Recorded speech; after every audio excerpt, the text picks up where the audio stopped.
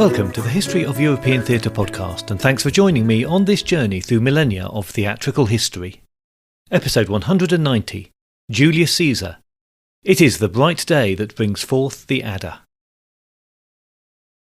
Last time, the rural idyll of the Forest of Arden kept us amused and entertained, so it is another sharp swerve in subject and style by Shakespeare that brings us to Julius Caesar. This play has proved to be one of Shakespeare's most malleable through the centuries, as its political narrative has been applied to just about every period of history since it was first performed, either in the moment or retrospectively. In most people's estimation, it is one of Shakespeare's truly great plays. But that doesn't mean that there is always consensus of opinion over the details of the plot or the motivations of the main characters. But by now, that is pretty much what we've come to expect from Shakespeare. The tragical history of Julius Caesar, to give the play its full title, was probably first performed in 1599. The play is mentioned in the diary of a tourist to London, Thomas Platter, in an entry dated to September that year. Although it's not mentioned explicitly as Shakespeare's version of the play, there is no viable alternative that is known to have been around at about that time. The play wasn't mentioned by Francis Mears a year earlier, and has been judged by scholars to use similar vocabulary to Henry V and Hamlet, so 1599 seems to be a good bet.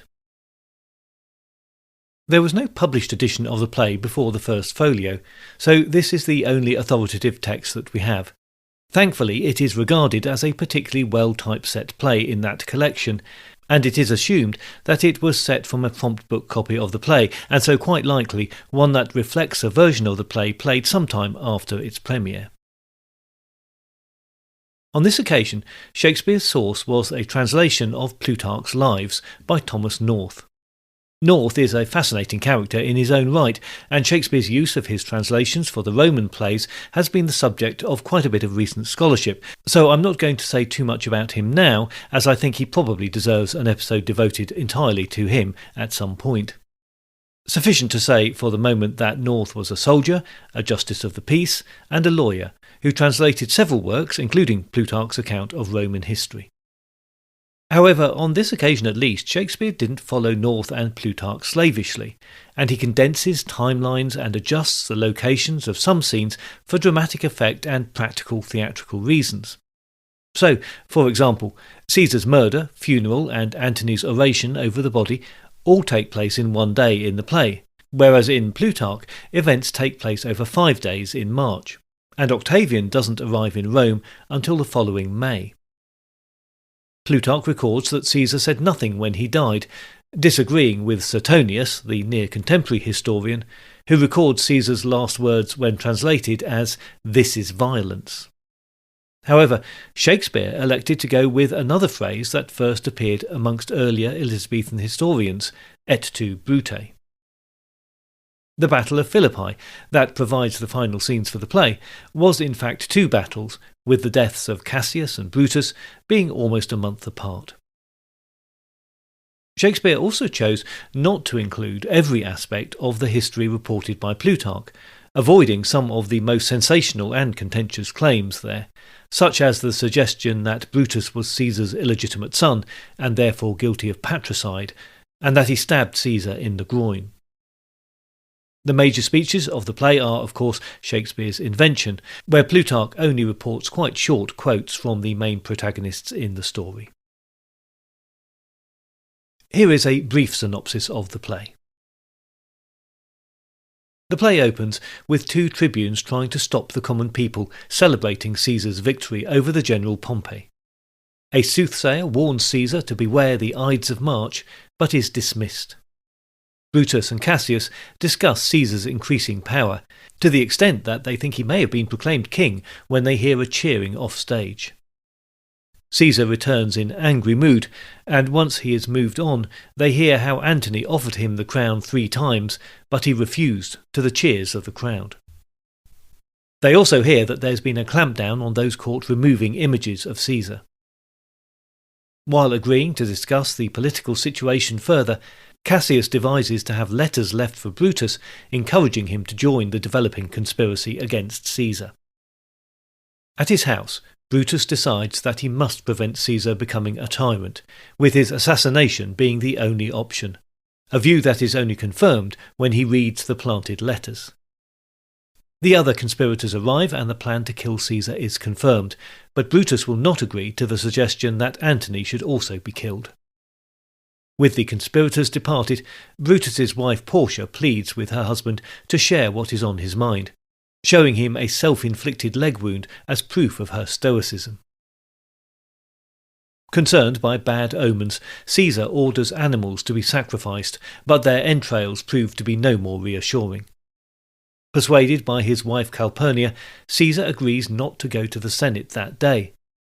But Decius, one of the conspirators, arrives and tells Caesar that the Senate is ready to crown him emperor, and if he doesn't come to them that day, he will miss his chance and the Senate will turn against him. Brutus, with other conspirators and Antony, arrive to accompany Caesar to the Senate, and he is persuaded to leave with them. As the Senate gathers, the soothsayer reminds Caesar that the Ides of March are not yet over. Trebonius distracts Antony as Metellus Cimber petitions Caesar for the release of his imprisoned brother, supported by other senators. But Caesar refuses, and Cassa stabs him. The other conspirators follow his lead, and lastly Brutus drives his sword into Caesar's body. As Caesar dies, senators and citizens flee the conspirators, who wash their hands in his blood, and prepare to declare his death an act of freedom from tyranny. Antony, having asked permission to attend to the conspirators, arrives and waits to hear the explanation for Caesar's death. Brutus agrees to allow him to speak at Caesar's funeral, and alone with Caesar's body, Antony vows revenge. At the funeral, Brutus explains to the crowd how he loved Caesar, but he had to kill him to preserve their freedoms. He is hailed as a hero, but as the crowd then listen to Antony's speech, the mood changes. Antony praises the conspirators, his irony becoming ever more obvious as he reminds the crowd of Caesar's virtues. He shows the crowd Caesar's will, which includes generous bequests to the population of Rome, and then Caesar's body, which inflames the crowd against Brutus and the conspirators. Hearing that Octavius, Caesar's nephew, and Lepidus, their ally, have arrived in the city, Antony leaves to join them. With Brutus and Cassius fled from the city, rioters kill the poet called Cinna, even though he is not the sinner who was part of the conspiracy. Antony, Octavius and Lepidus draw up a list of those to be detained and executed, a list that includes Lepidus's brother and Antony's nephew. After sending Lepidus away, Antony suggests that he is not fit to co-rule Rome with them, but Octavius disagrees. They turn to organising the forces needed to meet those raised by Brutus and Cassius. In a private meeting, Brutus and Cassius argue over the treatment of the men and bribes being accepted. But they resolve their differences when Brutus reveals that he has heard that Portia has killed herself because of the anxiety caused by recent events. Brutus puts on a stoic appearance in the face of this news and tries to sleep after he has discussed strategy with his generals. Having overruled Cassius and ordered the armies to go directly to Philippi, he is visited by Caesar's ghost, who promises to meet him there. Antony and Octavius are also disagreeing about strategy. A meeting with Brutus and Cassius leads to no resolution, and the battle is engaged with Brutus battling Octavius's men, but leaving Cassius and his men exposed. When Cassius sends his man Titinus to report from his camp, and from a distance sees him being surrounded, believing all is lost, he kills himself. However, it was Brutus's men who were surrounding Titinus, and on discovering the dead Cassius, he also then kills himself. When Brutus realises that the battle is lost, he asks 3 of his men if they will kill him. Each refuse, so he asks Strato, who agrees to hold the sword while he runs onto it. Brutus does so, saying that he killed Caesar less willingly. Antony and Octavius discover the body of Brutus and speak of his virtues, and agree that they will give him an honourable burial, as his motivations were of a higher sort than the other conspirators. At the risk of offending fans of Titus Andronicus, I'm going to pitch Julius Caesar as Shakespeare's first Roman history play.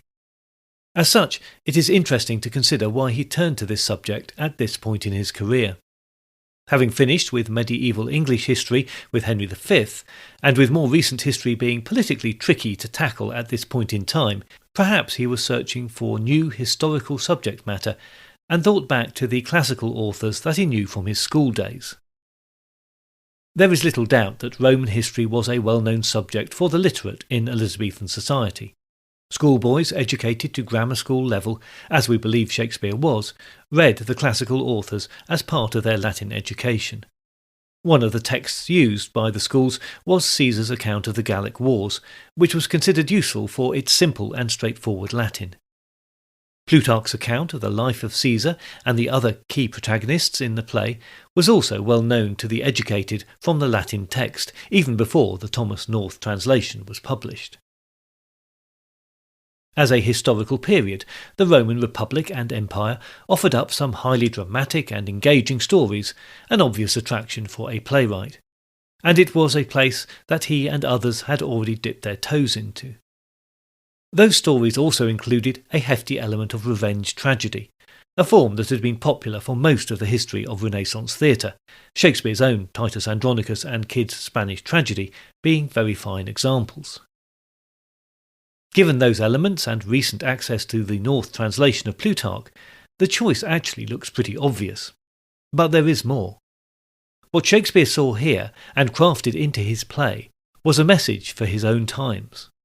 As the century turned in Elizabethan England, the Queen had been on the throne for 41 years.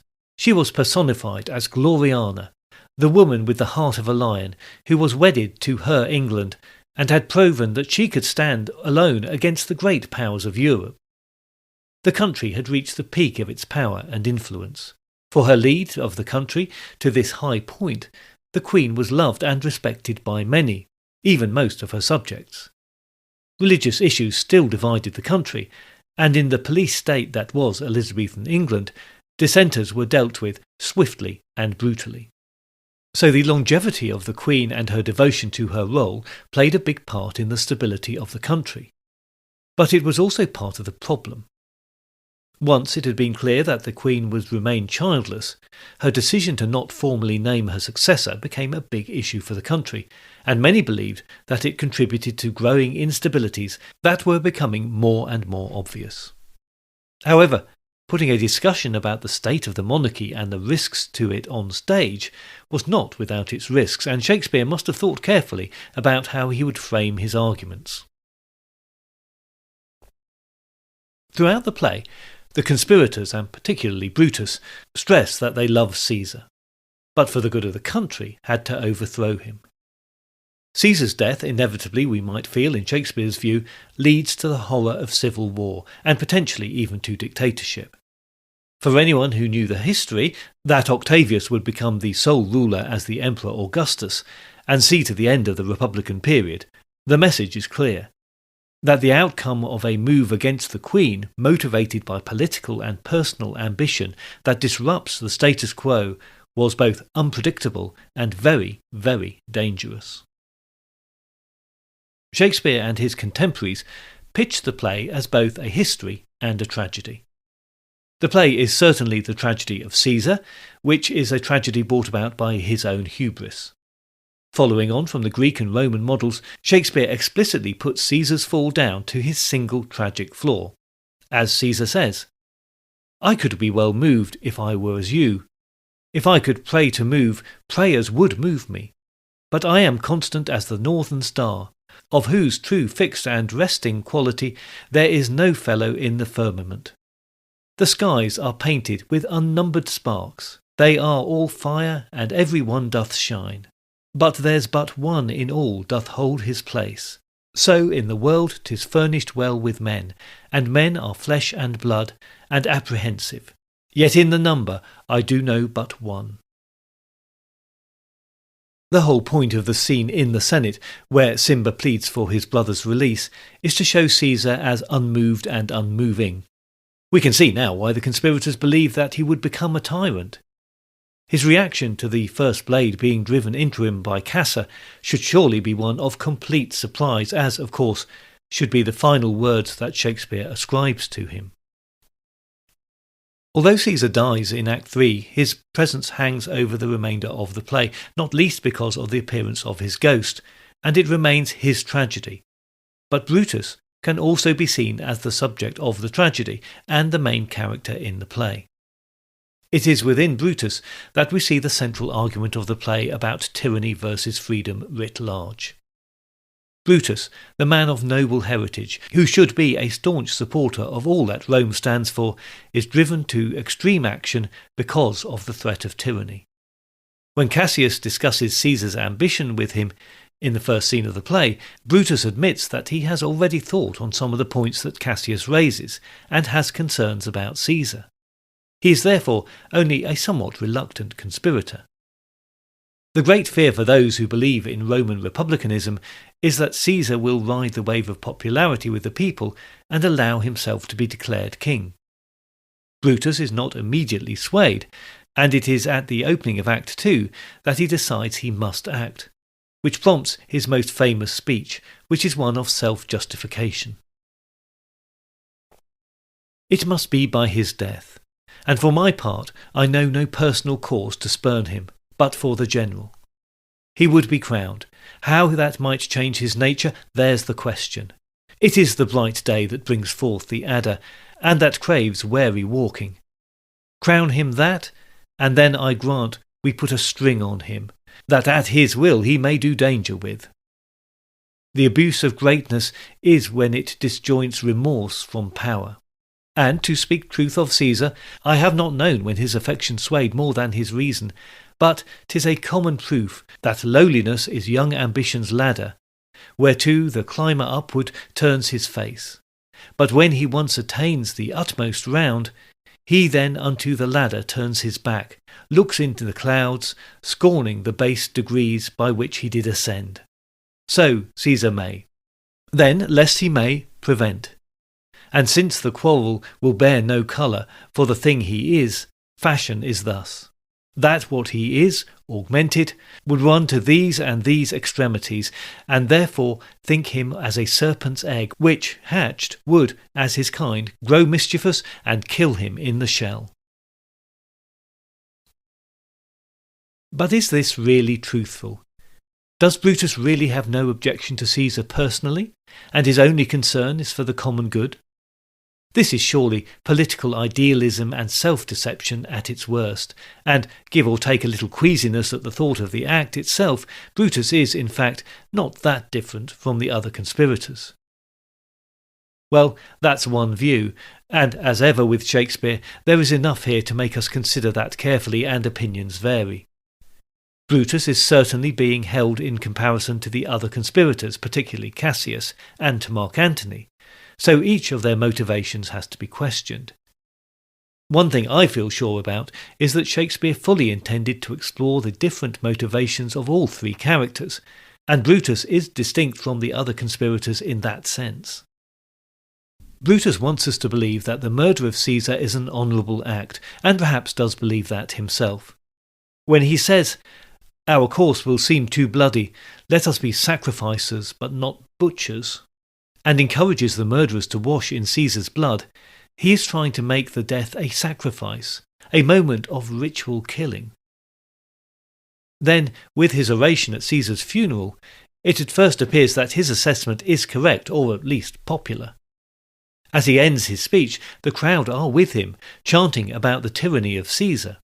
Things, of course, turn against him by the power of Antony's oration, and the Republic is turned to civil war. Brutus next appears at the head of his army and arguing with Cassius, an argument that his actions have instigated over relatively minor matters. It is there that his judgment is again called into question, as Cassius berates him for incorrectly condemning one of his men. In his next breath, he is again justifying the assassination as an honourable act. It seems we really have to question if he is capable of distinguishing his personal motives from what could be held up as noble principles. Or perhaps Brutus is caught up in events of his own making because he is a bad judge of strategy, both politically and militarily. It is his word that leads to not removing Antony from the picture, and which then allows him to make the oration speech that the play pivots on. In battle, Brutus makes military decisions that lead to defeat and ultimately to his own death. The degree to which men can be driven into action by guilt is a question Shakespeare often chose to present, and perhaps Brutus is the greatest example of this. Caesar's ghost is the personification of Brutus's guilt, and it is a guilt that actually enhances our perception of the honourable side of his nature. We would think the worst of him if he didn't feel guilt at all. His enemies see this in him too. At the very end of the play, Antony's final words to Brutus are, "This was the noblest Roman of them all. All the conspirators, save only he, did that they did in envy of great Caesar. He only in general honest thought and common good to all made one of them. His life was gentle and the elements so mixed in him that nature might stand up and say to all the world, this was a man." And Octavius also shows his willingness to give Brutus honourable burial. "According to his virtue, let us use him with all respect and rites of burial. Within my tent his bones tonight shall lie, most like a soldier, ordered honourably. So call the field to rest, and let's away, to part the glories of this happy day." Which suggests that we should at least see him as honest in his motivations. Or is it just that for the Romans, as Shakespeare saw it, that final honourable act of suicide in the face of defeat overrides all that has gone before?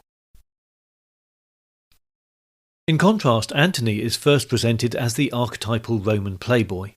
He runs successfully in the off-stage games held for Caesar's triumph, and is noted for his late-night carousing by both Caesar and Trebonius. The fact that the conspirators don't take him seriously enough politically is their first big mistake.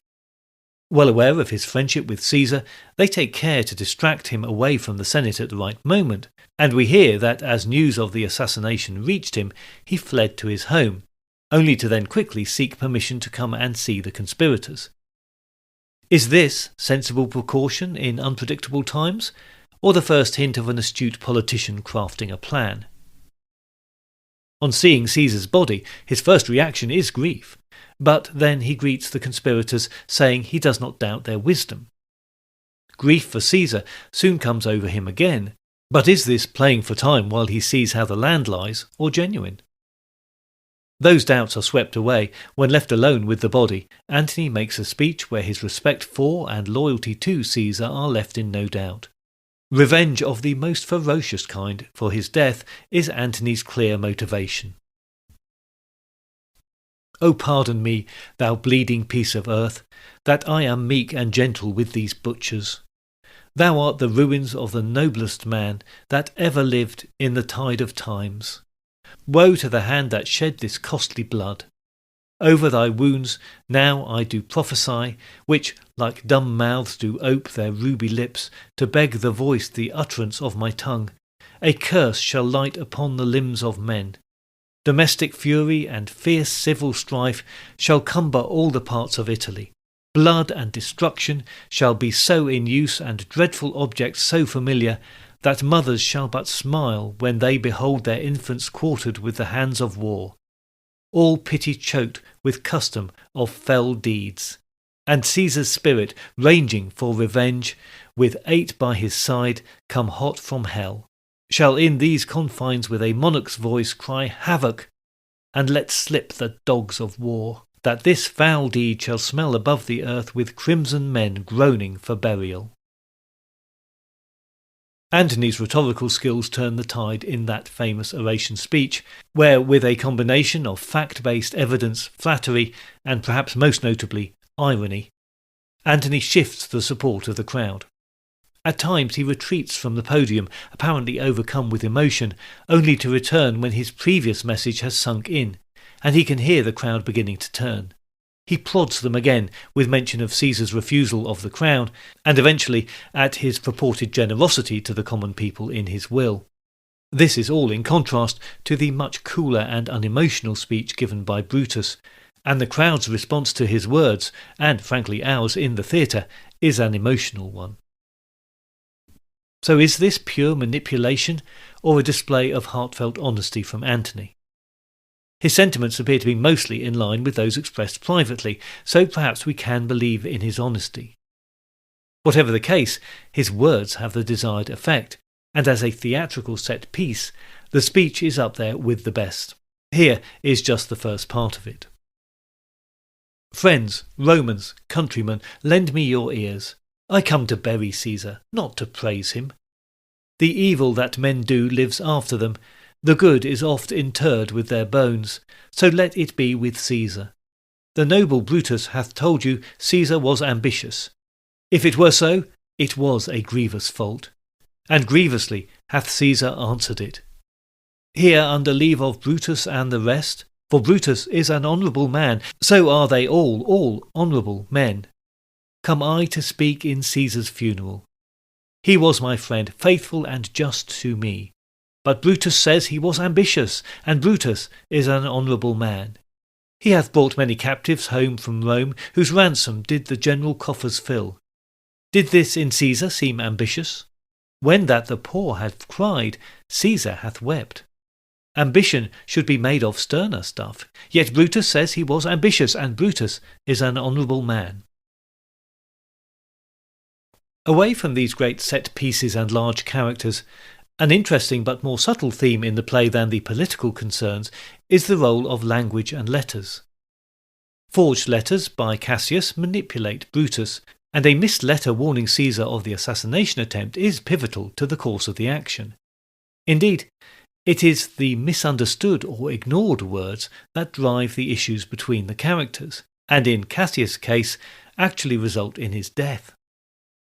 The small but significant scene in Act 3 when Cinna the poet is murdered by the mob because, despite his protests, he is mistaken for Cinna the conspirator is a particularly interesting moment. When it first pops up just 40 lines in, it does leave us wondering why it's there.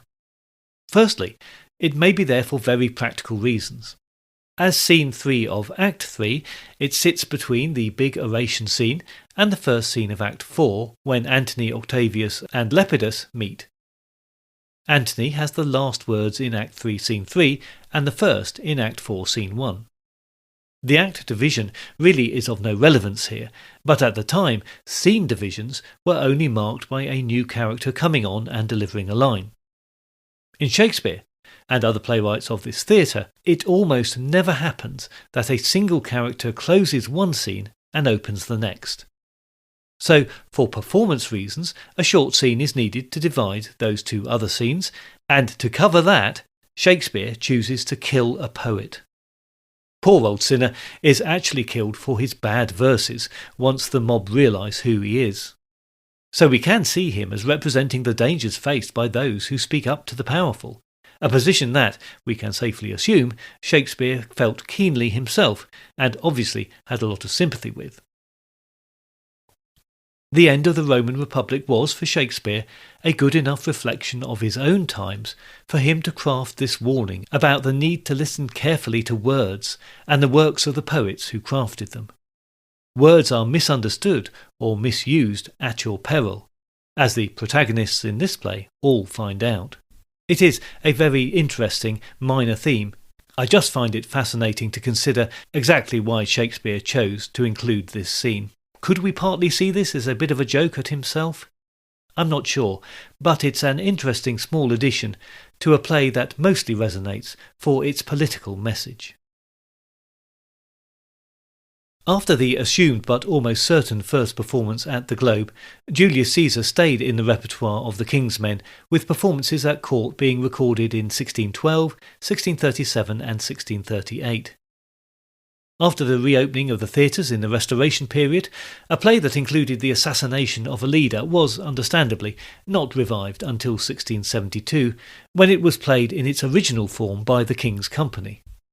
Unusually, it was never performed in a highly adapted version, but in the last decade of the 17th century, the part of Brutus had been expanded to make him more sympathetic.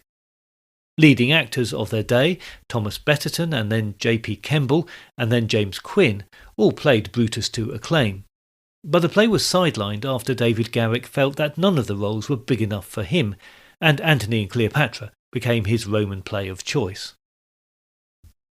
By the mid-1800s, the play was being regularly performed in the UK, but it found particular popularity in the USA, where it was played frequently in New York and around the country. British productions later in the century focused more on Roman sets and toga costumes, but in 1916 it was the play chosen for a Royal Command performance to mark the 300th anniversary of Shakespeare's death.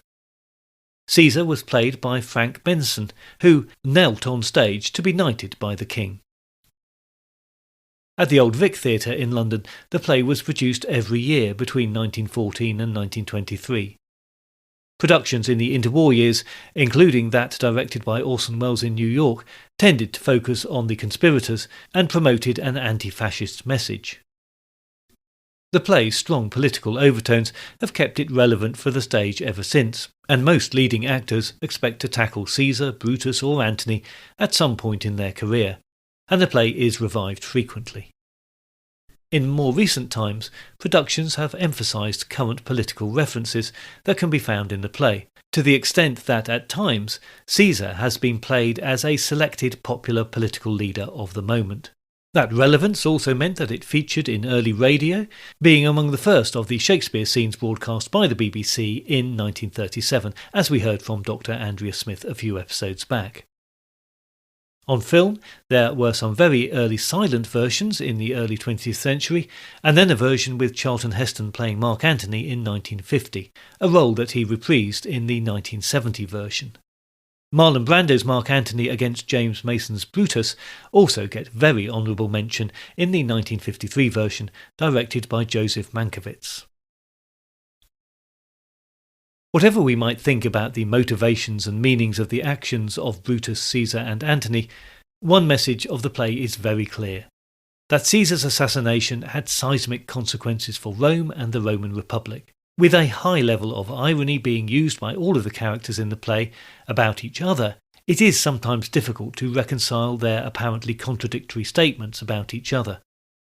Broadly speaking, Cassius and the other conspirators may be seen to be driven by ambition and envy, and Brutus by honour and genuine concern for the Republic.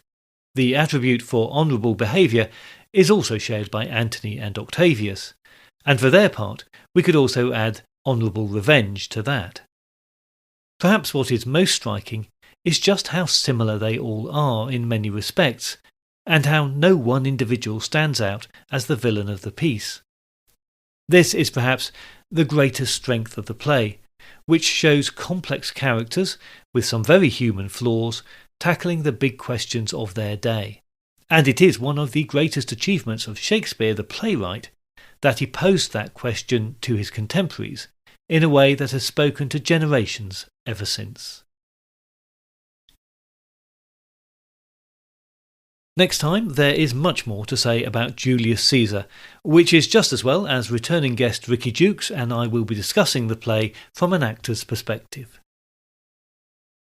In the meantime, if you've not done so already, please join the Facebook page or group, or find the podcast on Instagram or Blue Sky just to keep up to date with new episodes and other theatre-related things. If you do feel able to help out with the costs of running the podcast, then please head on over to Patreon, where you will find additional content for a small monthly fee or a one-off donation for selected episodes. You can also make a one-off show of support through Ko-fi.com. I look forward to your company next time, but if you do have any comments or concerns in the meantime, you can contact me by email at thoetp@gmail.com or through the website, where you can leave me a voice message by clicking on the microphone icon, or you can write to me on the contact page. That's all at www.thehistoryofeuropeantheatre.com.